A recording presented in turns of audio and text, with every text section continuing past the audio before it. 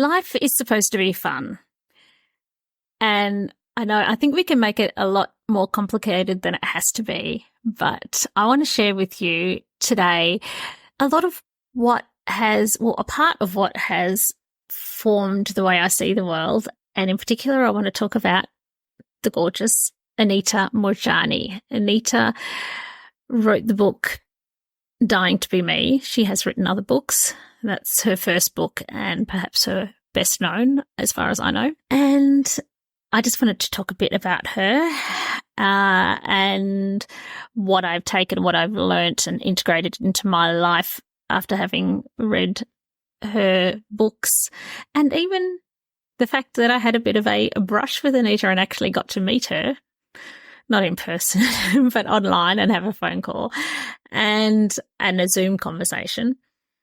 And so that's what I'm chatting about today. Hello, I'm Olivia D'Souza. I'm a multi-passionate entrepreneur. I'm a content and podcast expert. I support visionary entrepreneurs and leaders passionate about living with purpose. Join me as we explore podcasting, life, business, and authenticity. Subscribe for meaningful conversations with a business buddy who gets what it's like. Welcome to Magnetic Pod. I'm stepping in the next level me. I'm here to be everything I can be. Like a snake, I'm shedding my skin. So I can't remember how long ago it was now, but probably in the 2000s, I guess. I'd have to look up when she wrote the book, but I heard about the book and somehow ended up getting it, and I got the audio book.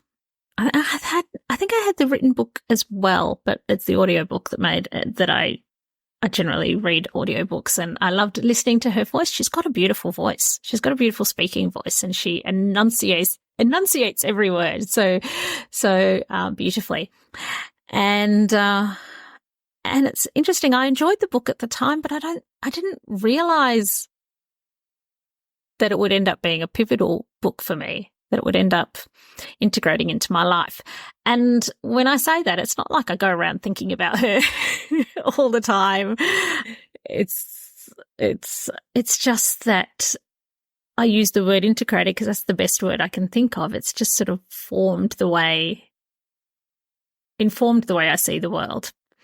And in the book, she talks about her life from childhood, being an Indian background, but she did her schooling in Hong Kong, I believe, from memory.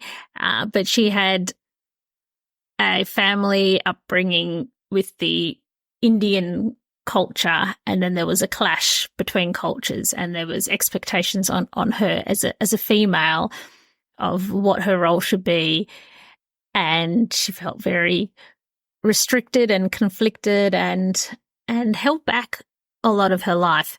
And then she goes through how she has people in her life that die from cancer, and how she becomes obsessed and terrified with the concept of getting cancer, and she does everything to look after herself. And then she ends up actually getting cancer, and she tries everything to heal herself.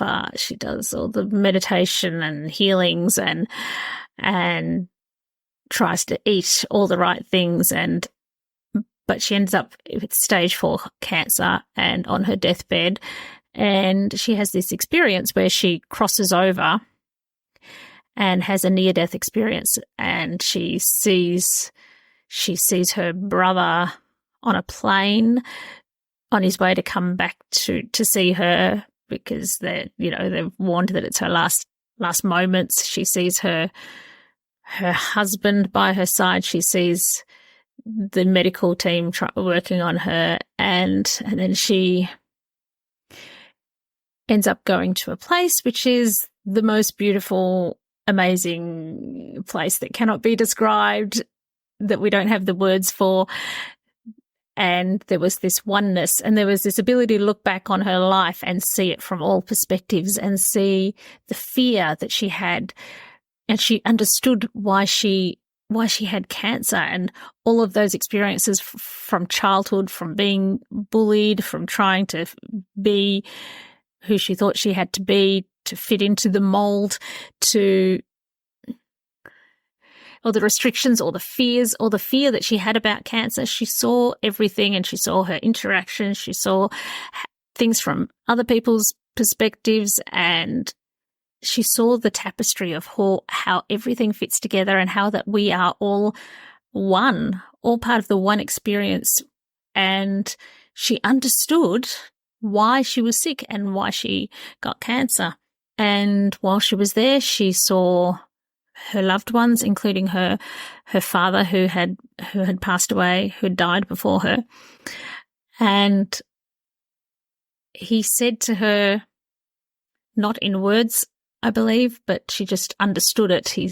She was told that she had to go back, but that now that she understood the truth of who she was, go back and live life fearlessly. And she just knew that she would heal. And she did. She came back into her body that was so skinny and so ravaged. But she had the most amazing recovery that just shocked the doctors, and they kept searching and searching for cancer.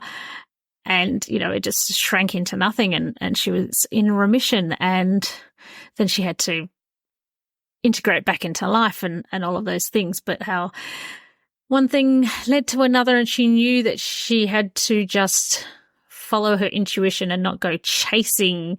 She knew she wanted, I think she knew she wanted to, it's been a while since I read it, but she knew she wanted to write a book, but she wanted it to be published by Louise Hayes. What are the Hayes? What's the Hay House? That's it. But she didn't go chasing. She just sort of knew that she had to stay in her positive energy and follow her joy, and that all would work out. And then she ended up writing a blog that was passed on to Wayne Dyer, who wasn't into looking at things online and reading things. It was just passed on to him. And he was so moved by it that he was the one that spoke to people at Hay House and said, this lady has to have a book. And so it just landed in her lap. But somehow there's so many books, and there's so many good books around, and I just enjoyed that book and didn't think too much of it. I didn't realize at the time how the learnings from that would continue to kind of percolate, I guess, in my mind, and be a thing that I keep referencing in my life. I would find that I would look at life and use what I'd learnt in that book as a reference point to realize how things are and how to live. And I guess what I came to understand that I love about the book is, and her approach is, that it's so simple.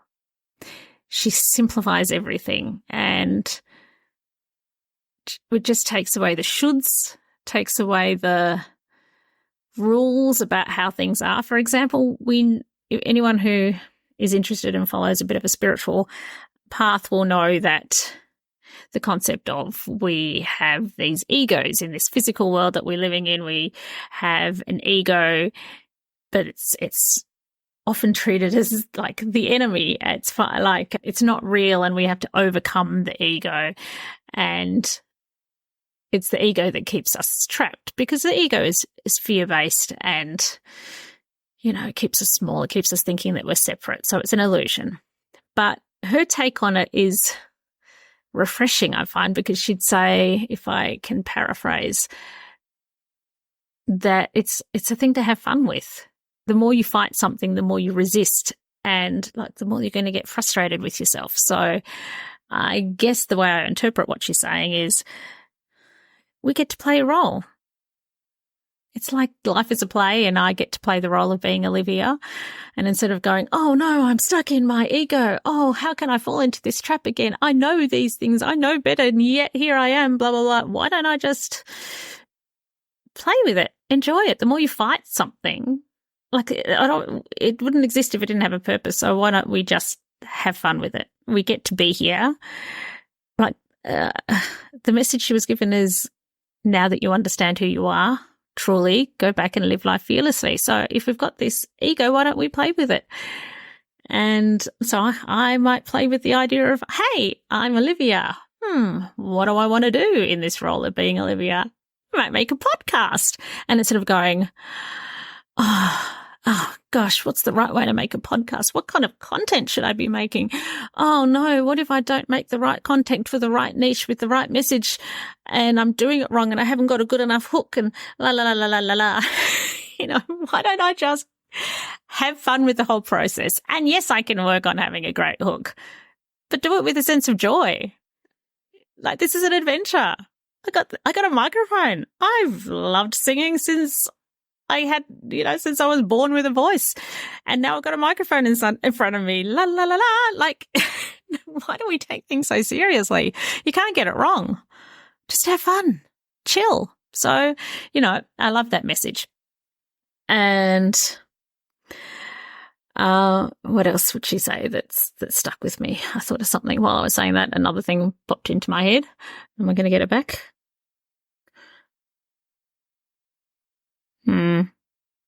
Yes. Also, talks about authenticity, how it is more important to be authentic than to be happy, because in trying to avoid getting cancer and then trying to heal cancer, she was always in a place of fear and always in a place of trying to get it right. But then she realized that it's more important to be authentic, because trying to be positive is not actually positive. And I guess we're finding words around that now. You hear people talk about toxic positivity with various intents when they say that. But if you try to push it down, then you're not really being positive. You're being fearful. So don't be fearful of your emotions. Be authentic. That's why I love looking at toddlers. I think we can learn so much from little kids who haven't been conditioned yet. So much of the work we have to do is, or should I say the play we have to do, what we need to remember is to unlearn all the crap that we learn that restricts us, that binds us, that tells us we're supposed to be this way, supposed to be this way, supposed to be that way, supposed to have this emotion, supposed to be happy, supposed to be sad. Well, not sad, but, when you see a toddler, they just cry. And okay, maybe partly because they haven't got a fully developed frontal cortex or whatever. But adults are we're not that different. They have an emotion, they let it out, and then they're happy again. And that's authentic. And then when they're happy, they are so in their joy. And I think that's what we're meant to do, be in our joy. So that speaks to a lot of what interests me and how I think about the world. I think about it in terms of living life fearlessly. Not that I do it all the time, but that's what I want to come back to. And all of the messages, and the fact that she just delivers it in such a simple way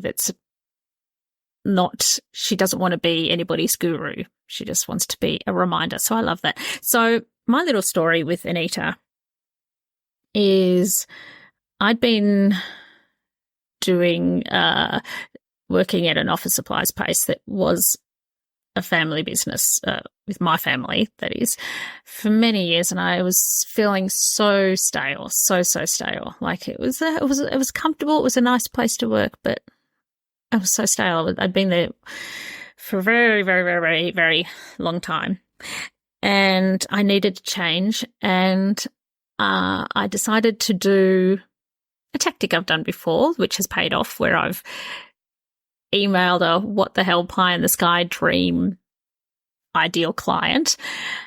And one person I did that with was Tina Harris many years ago, and still today we have a relationship and work together.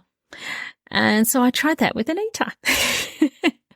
I reached out to her very authentically, told her that the impact that she had and, the skills that I had around, podcasting and social media and so forth.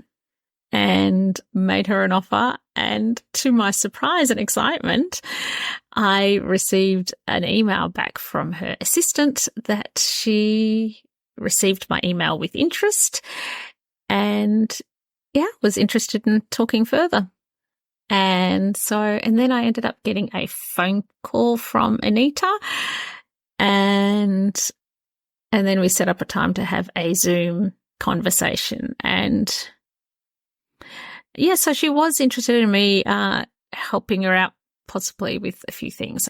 So we had a good meeting, but for some reason that I don't know and I'll never know, I don't know if it was any sort of legal technical thing or I wrote her a song.